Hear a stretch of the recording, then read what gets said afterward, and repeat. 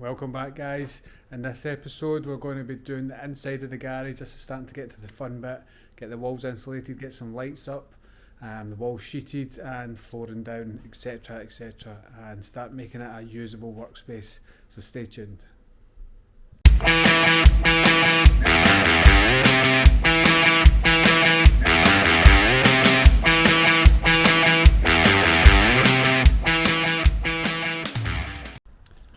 Well, this is where we're at. We update here. So the inside, we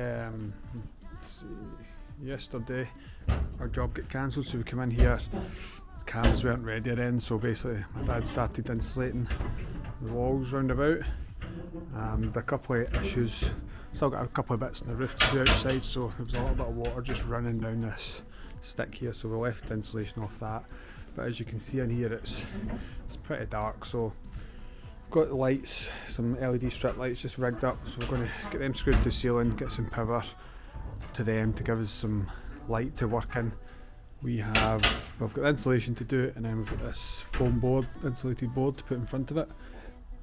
And then after that, where is it? So this green vapour barrier goes right round about the whole lot of it.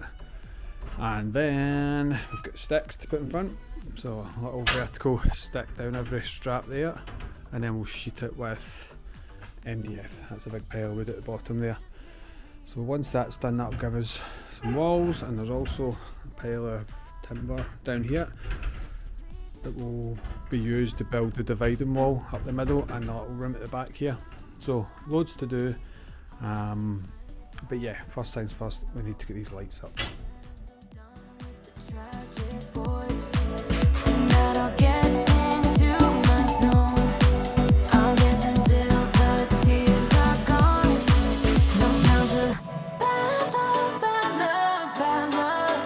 Dancing all these tears away. No time for bad love, bad love, bad love. I'm dancing all these fears away. Don't need you.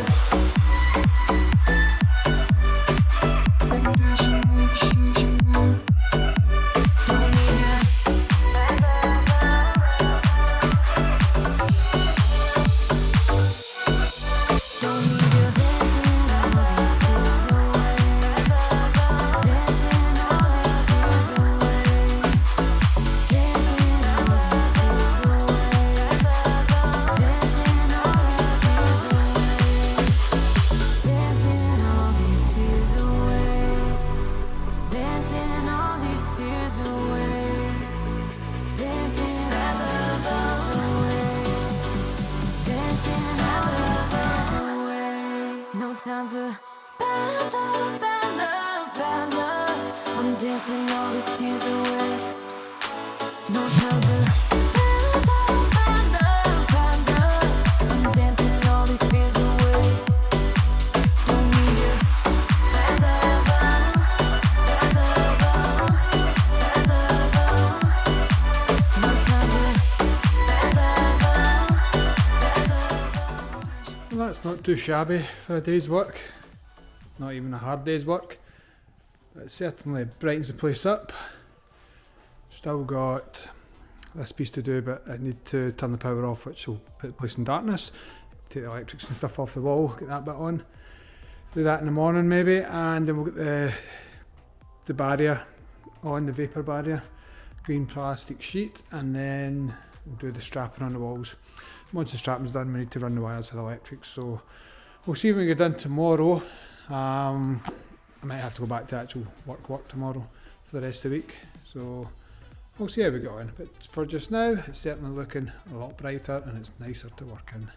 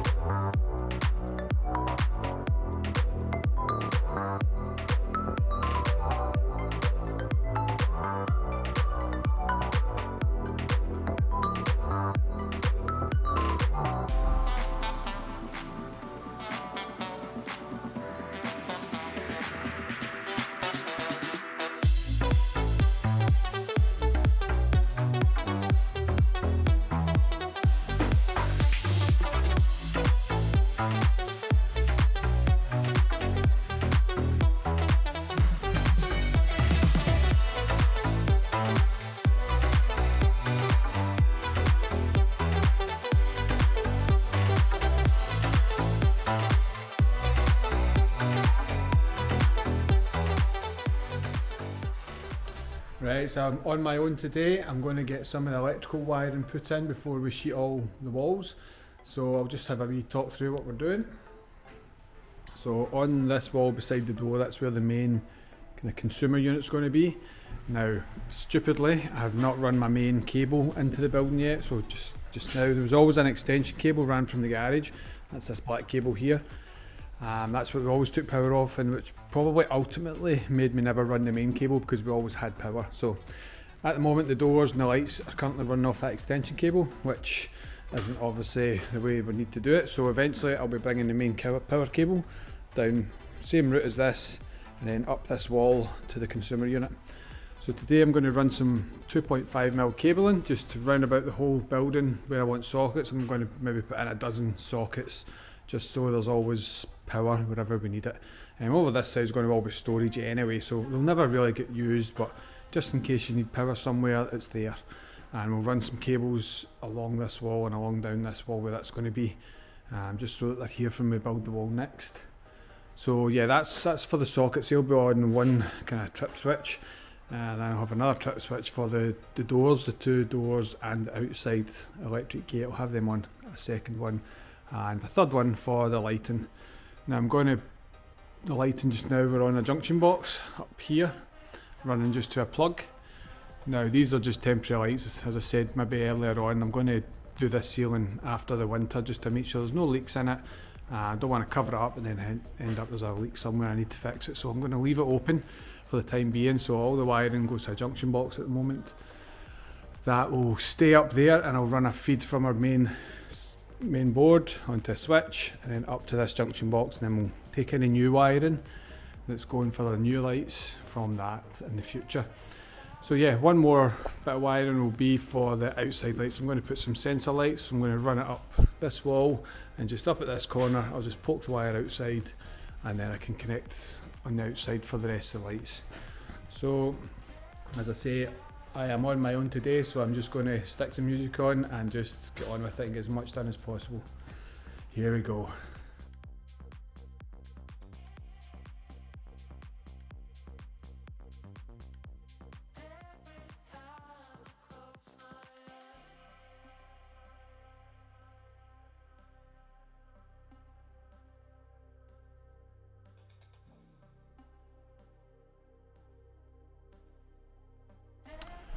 So there we go, a ring main ran from where the main board is going, looped to every socket all the way around, and then kind of the wire comes all the way back. So you've got two wires at the mains, one in, one out, or it's kind of not how it works, but it's how a ring main works. You've got two wires going to every socket, and I've left extra wire down here, the floor that will go along this wall, and put a couple of sockets on the walls we're putting up. So I'm running out of wire on that row. I think I might have more in the van to do I need to go up the way for these ones up, come back down to this door and back down to this door. That's for the sockets for the doors, and then obviously the outside electric gate bit. So I'll see how much wire I've got in the reel, because I need to do the same again, basically one wire going to socket, and then looped back to the board. So yeah, hopefully there's enough on this, because it is absolutely bucketing outside. I don't know if you can hear it on the camera. So I need to get wet.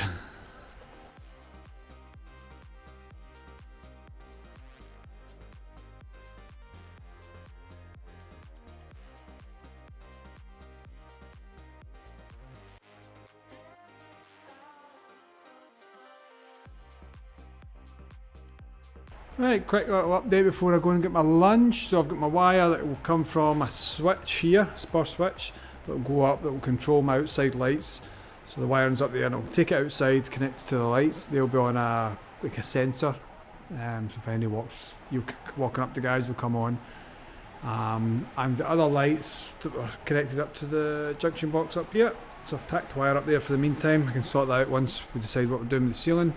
And I've brought it down this wall here. I'm going to need to disconnect it from the plug so I can pop it through the holes in the timber, get it in behind the wire for the time being, and then I'll just plug it back into those plugs temporary. That's going to be fitted to, again, a sensor, so that it'll go up here somewhere, so when you walk in this door, or if you open any of these two doors, the lights will come on, rather than say you're opening that door there and the switch is over here. I just wanted to make it easy so that you're opening the door, the light should come on, should sense you, So that's the plan with that one. But yeah, after my lunch I'll kill the power, put that wire into the timber, and then after that I ran out of nails the other day, so I've got a new box of nails and we need to basically nail everything here. I think that wall's maybe more or less done, but yeah, these walls here I ran out, so they're just a couple of little nails here or there. So I'll just spend an hour just rattling some nails in, and that will be me for today.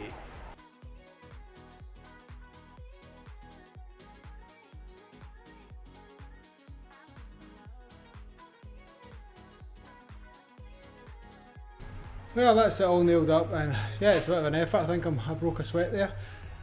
The nail gun I've got, just a cheap thing from Tool Station here in the UK, and it's heavy, so yeah, it's a slug.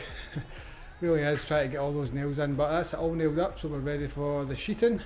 That's what will be happening next. The other little thing, when it rains, the water seeps through, just with the concrete on the outside, just kind of seeps through. So if we ever get some dry days, I'm going to get this painted under here, just so the water bounces and runs, because it is sloped, but obviously the water just seeps through the concrete. So yeah, that's a job I need to get done before the floor goes down, and at the same time I'll probably paint the beam at the same time with the same paint. So yeah, time to go into the sheeting, but for now I'm Sunday afternoon, so I'm going to go and spend some time with the family. But yeah, for you, back to the sheeting.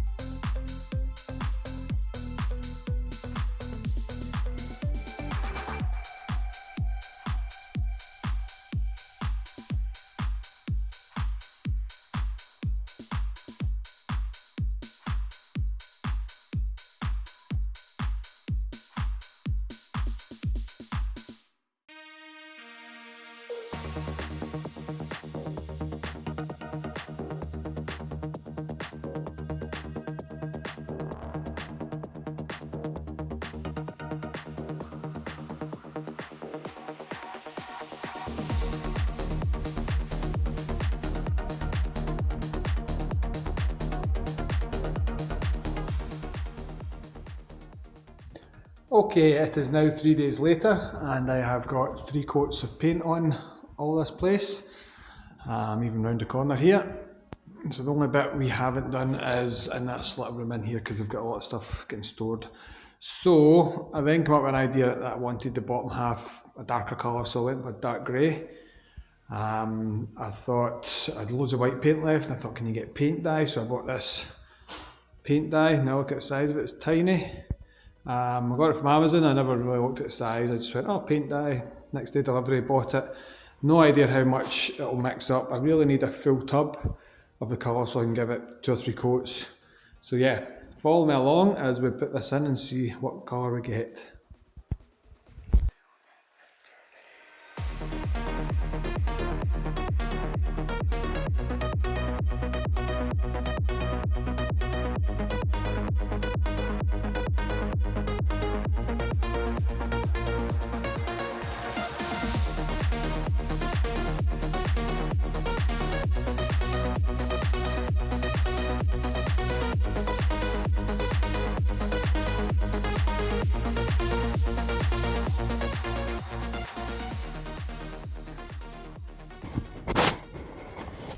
Yeah, I mean, I'm looking more of that shade of kind of grey, really dark grey, so miles off. But yeah, mixed it up now, so I'll get a 1 coat halfway up the walls. I'm going to use the laser, set the laser up, so I'll probably turn these lights off and just set the laser up and it'll fire a line round about. Let me see.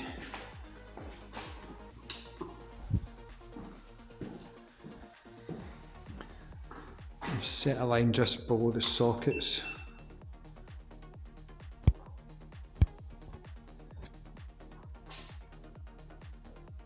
Camera seems to be breaking up the line for some reason, but there's a solid green line on my end. So yeah, I am just going to crack on with this.